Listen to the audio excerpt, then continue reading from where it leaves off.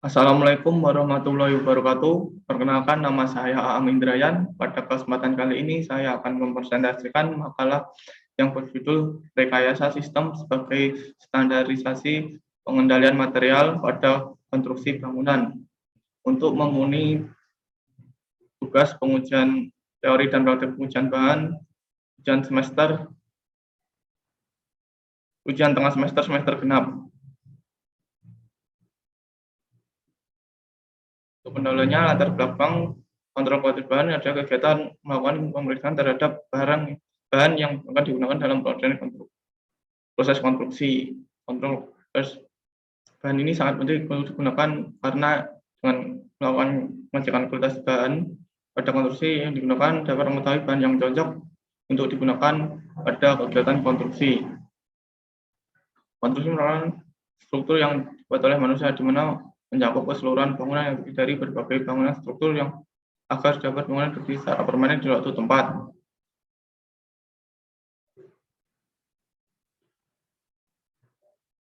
Dalam ujian konstruksi biasanya diawasi dengan tim proyek yang bersangkutan dalam pembangunan seperti yang berguna untuk melaksanakan dan menjalankan suatu proyek konstruksi dan untuk mengecek suatu standarisasi material yang digunakan dalam bidang konstruksi.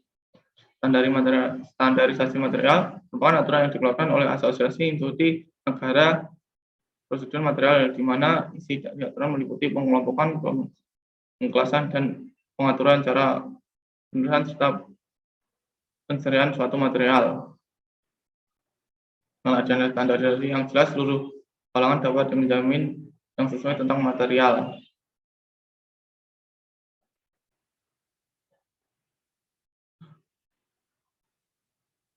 Standar material lahir dari negara-negara yang mempunyai teknologi yang sangat cepat seperti Amerika, Jepang, Jerman, Inggris, dan Belanda. Pekerjaan yang baik dapat dipertimbangkan dari standar perjalanan yang digunakan karena bahan-bahan yang baik akan mendapatkan hasil yang baik dan tahan lama. Dalam suatu bangunan umumnya disebabkan oleh berbagai faktor yang berkaitan dengan bahan konstruksi yang digunakan. Berdasarkan permasalahan tentang standarisasi material untuk konstruksi bangunan, maka dilakukan asosiasi permasalahan tersebut. Pihak bertanggung jawab karena permasalahan bangunan. Oleh karena itu, setiap proyek konstruksi bangunan ada yang perlu menerapkan standarisasi pengendalian material. Dengan ini bisa menerapkan standar penggunaan material. Dari tujuan itu pertama, tujuan penerapan yang telah diberikan sebagai pertama memberikan pengetahuan standar material yang digunakan dalam konstruksi. Yang kedua sebagai ancaman penerapan standarisasi material dalam konstruksi. Untuk manfaatnya memberikan informasi mengenai regulasi tentang standarisasi material dalam bidang konstruksi bangunan. Kedua memfasilitasi kontraktor penerapan standar perencanaan dan pelaksanaan proyek konstruksi bangunan. Kedua tentang gagasan. Perusahaan penyertaan gagasan ini karena perkembangan dunia konstruksi tidak akan lepas dari global yang pada saat ini sedang hangat-hangatnya revolusi industri. Semakin lama semakin asik. Menurut data internet IMF, Indonesia termasuk dalam negara berkembang. Hal ini menjadikan Indonesia gencar dan perkembangan infrastruktur yang mendukung dengan tujuan memberikan kontribusi terhadap daerah yang lain menciptakan ekonomi yang merata pengembangan negara. Dalam infrastruktur atau konstruksi bangunan yang sangat dibutuhkan untuk mengetahui kualitas bahan bangunan guna material yang baik digunakan untuk konstruksi.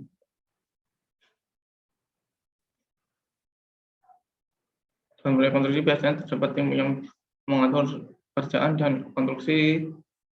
Selain itu juga bisa mengatur standarisasi material yang digunakan dalam pekerjaan konstruksi.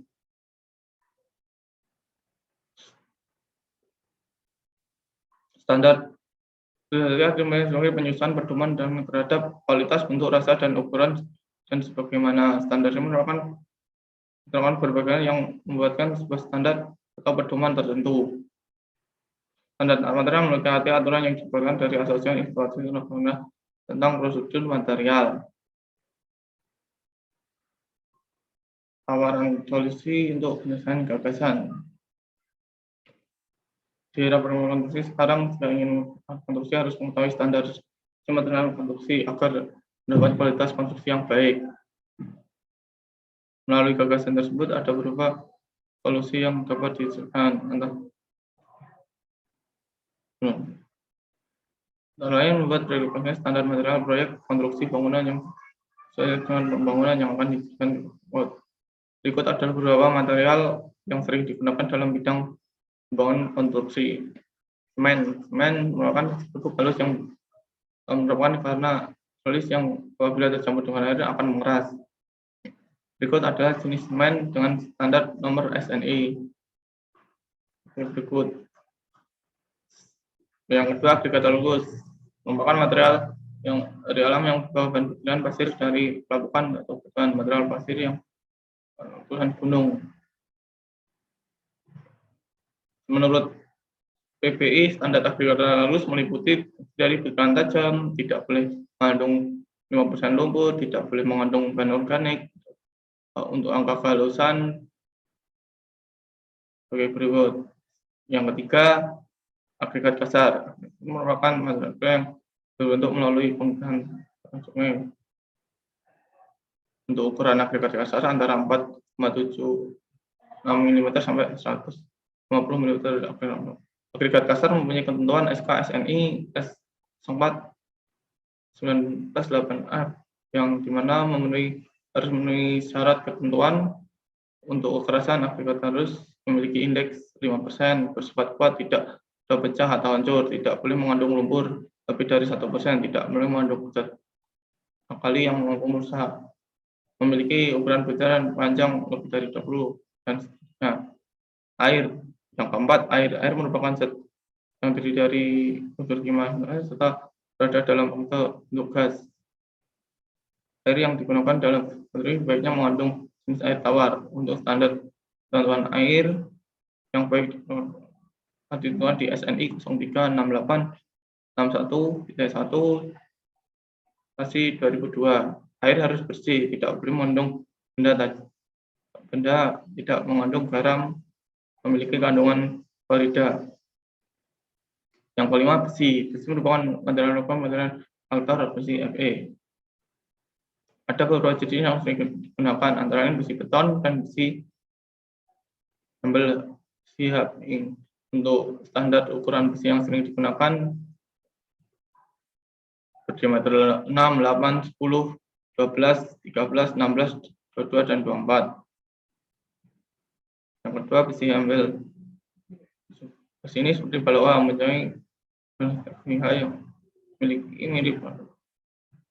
Penggunaan besi ini digunakan untuk konstruksi besar seperti jembatan, gedung besar. Untuk ukuran yang sering digunakan berikut. Yang keenam, bata ringan. Bata ringan merupakan jembatan yang sering digunakan dalam penggunaan kamera atau bataku sebagai konstruksi dinding atau beberapa yang digunakan. Bata merah memiliki ukuran SNI panjang 60, lebar 70 cm dan tebal 7,5 cm. Untuk kesimpulannya, gagasan yang diajukan tentang standar material konstruksi bangunan yang bertujuan guna untuk mengetahui tentang kualitas bahan bangunan yang digunakan dalam proyek konstruksi berdasarkan ketentuan. Dengan adanya gagasan ini bisa menambah pengetahuan tentang standar beberapa material yang dibutuhkan dalam proyek konstruksi. Dalam gagasan ini menjelaskan mengenai standar dari beberapa bahan yang digunakan dalam konstruksi bangunan, antaranya semen, agregat halus, agregat kasar, air, besi, serta batu ringan. Sekian dari presentasi dari saya. Bila ada kurang lebihnya mohon maaf. Wassalamualaikum warahmatullahi wabarakatuh. Sekian.